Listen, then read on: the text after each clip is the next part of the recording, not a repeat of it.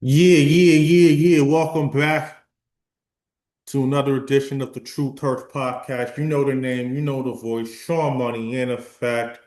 Um, so I got to check out the 60-minute interview recently from President Donald Trump in the midst of the crisis that's just going on right now, the government shutdown that's going on. We're in like damn near the 40th day of the government shutdown. And this isn't going away anytime soon, and I'll explain why in a minute. But like it was pretty edited. I mean, the reason why Trump even agreed to do the interview in the first place because like they got a settlement done. Like before the election, like Donald Trump had sued CBS in 60 Minutes for falsifying his name or whatever, like editing a lot like from what he said within the interviews and stuff like that right before the election. And like they settled out. So he did the interview with 60 Minutes. And I felt a lot was edited, like even though it was like a 90-minute interview, and then like they had to really get to the main points. I think a lot was like kind of misconstrued of what he said. I'm gonna get to like what I agree with him on about and what I disagree with him about within the interview. I agree for like the most part of what he's doing with ISIS. Him seeing that they're not being tough enough or they're not being regulated enough is kind of harsh on like how it's being executed. So like I necessarily don't agree that like he needs to be have more force in it.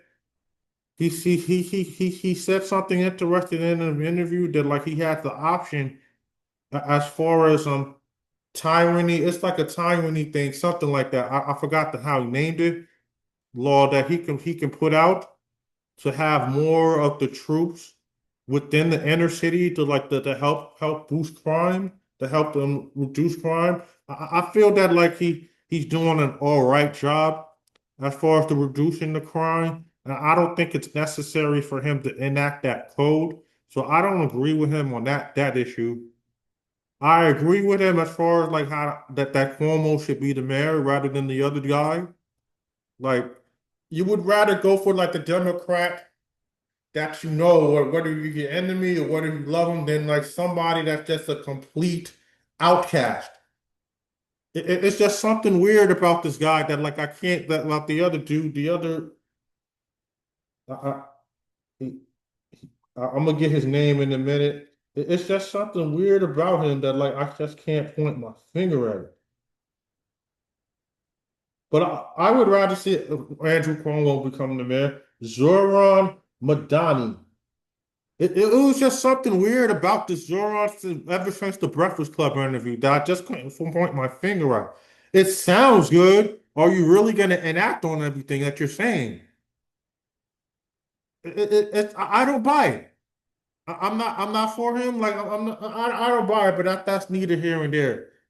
Yeah, it was one more other thing. Like not the back to him, the government shutdown. I don't think it's going on anywhere soon. The reason why I feel that is that the Democrats is like that thorough and that storm that as a healthcare unit that Obamacare is going to get better, which I don't think it will at all. Me personally, I have healthcare cover. I have Medicaid healthcare cover, but like I can't even get an eye appointment or a dentist paid for throughout the Medicaid that I have work for damn at all. And I'm stuck with a $350 bill like that came from out of nowhere. So like Obamacare isn't it? Obamacare isn't it at all. And like I feel that like it's a better option than what the Democrats are giving us as far as Medicare. And like that's where we're at. Like the Democrats are just refusing to put in the vote to end this shutdown. And like I see like what Trump is talking about. At the same time, like I'm looking at the numbers with what Trump is doing, like his approval rating net wise is at a negative 15% to where Biden was at around this time, and this president was at a negative 10%. So only 5% down to where like he has 39% approval rating compared to a 54% disapproval rating, and then 5%, the other 5% or 4.5% is like right in between. They're just not really too sure.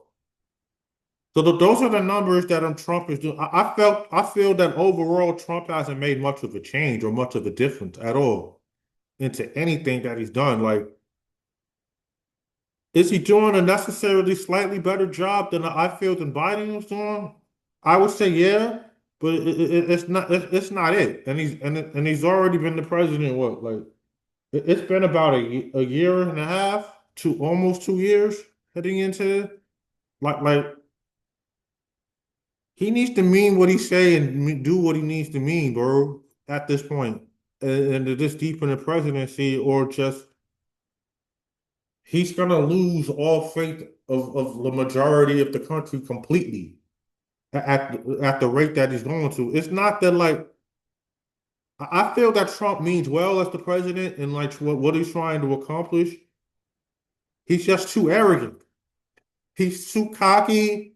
He talks too much for his own being, and that's what makes people don't like him.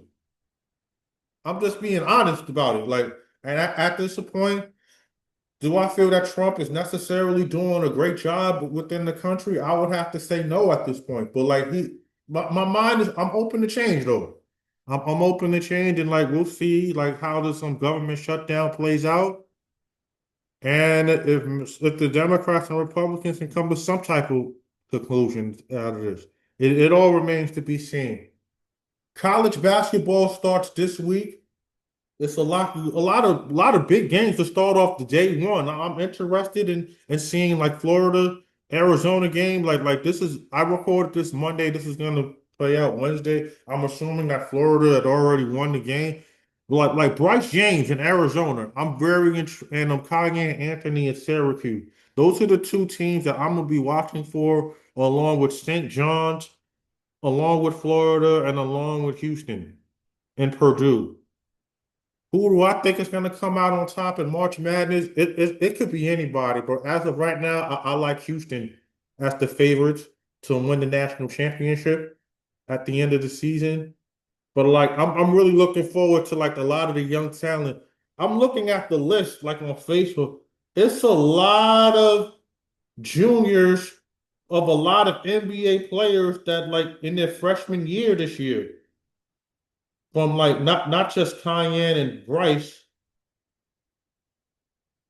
I reposted it on my because it's a lot. You got Stephon Marbury Jr. He's playing for California. I don't have the whole list. I saw Gilbert Arenas' son is in USC. Penny Hardaway, he's gonna coach his son in Memphis. It's more, but like it's a lot. Akeem Olajuwon's son is somewhere. He's in Louisiana. Yo, it's going to be a very, very intriguing. I'm looking at a lot of these young talent to see who's going to come out within the young talent.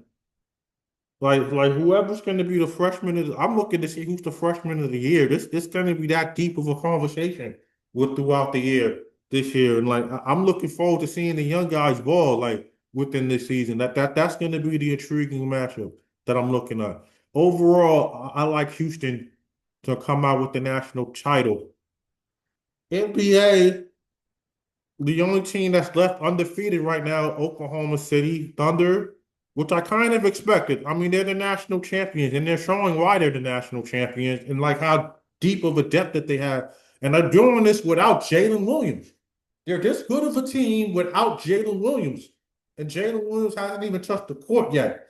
And like just with him, like right off the bat, they're gonna even get so much better. And then I think they repeat. I'm looking at the Thunder to repeat it all. Like you, it's like it's a landslide at this point right now, early in the season, how Oklahoma City is playing, and like I don't know who's going to beat this team. It all remains to be seen. The Knicks are 4-3 now. That they're getting their stuff together a little bit, but like yeah, like we're just gonna see how everything plays out. Like Austin Reeves is a problem. I'm loving what Austin Reeves is doing with the Lakers right now. Portland has gone 4-0 ever since Chauncey Billups has gotten indicted. Like that's crazy. Like what? What? The Nets are the Nets, which I expected the Nets to start off the season 0-7. Who wouldn't have started that think that the Nets would start off at 0-7? But like I'll deep dive more into like what's going on in the NBA in the next episode. Let me talk about wrestling talk. Well, let's talk that wrestling talk. Shouts to CM Punk for winning the World Heavyweight title. Um, that was a weird ending. Like what's going on with Jey Uso? I don't know what's going on with Jey Uso. That remains to be seen or heard. It looks like we're having a big 16-man tournament to determine who's going to be John Cena's final opponent at Saturday night's main event. But for what I'm hearing, he's got another big match coming up at the Survivor Series for the Intercontinental title against Dirty Dom. That's going to be a very intriguing matchup to me. I'm looking for the title to get put off of Dirty Dom. Like I like this character development. I love what he's doing, like character wise. Like with Eddie with the lie cheat and still that intrigued me about him. It's like other than that, like he's annoying. Like I want to smack the guy in the face, like whenever I see him. Like he's that much of an annoying figure. And like that remains to be seen. He's got two belts on him with the Intercontinental title and the AAA La Mega Championship. And we'll see how that plays out. Shouts to my baby Jade Cargill for winning the women's title. Finally, some grace and some presence is within the women's title, within the women's division here. And like it's everything going to be. I can't wait for the War Games match to be announced for Survivor Series. Stay tuned.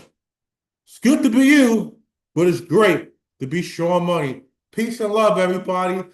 Tune into the next episode of the Truth Hurts podcast.